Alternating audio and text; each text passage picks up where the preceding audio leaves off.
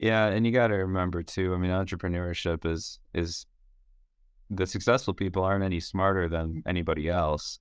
Right. They Yep. just sometimes the outside economic forces were in their favor, or they were just in the right place at the right time. I mean, I'm a great example of that. I just kept falling into the right Yep. situation, so I was just ready to go on it when it hit me.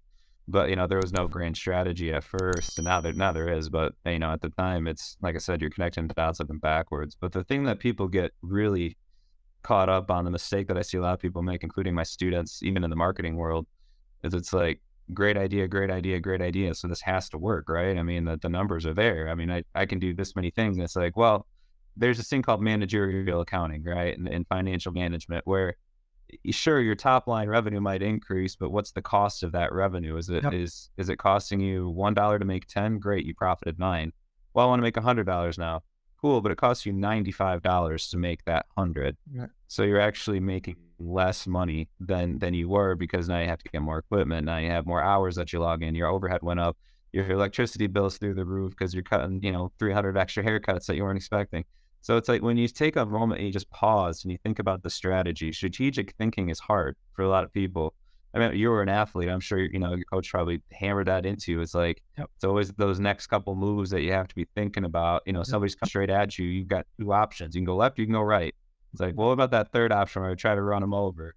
Well, strategically speaking, that's probably not your best, outcome, right? You're trying to measure something and predict something. And when you think about it that way, it's going to change, your perspective on things because every great idea that you have might have to sit on a shelf for a while because the numbers just don't work or strategy is just a mathematical function of risk, and risk is usually measured in time and money. And so it's like, oh, this is going to cost me way too much money, or it's going to cost me way too much time, and I want to get home and hang out with my kids, or, whatever it Yep. might be. For Yep. those people, there is an opportunity cost that people don't think about especially when they start a business. And then you have guys like me that want to invest in you, but it's like, I'm only going to invest in you if there's money on the table. Yeah, So, for sure. you taking my check and my green is going to help you earn that revenue. So I get paid Yeah. back. That's a win for everybody. Right. So, and these are notorious for that. And these capital groups are notorious for like, I'm hoping you fail so I can piece you out and then sell your IP out to someone else that knows what they're doing. Yep. That's what makes you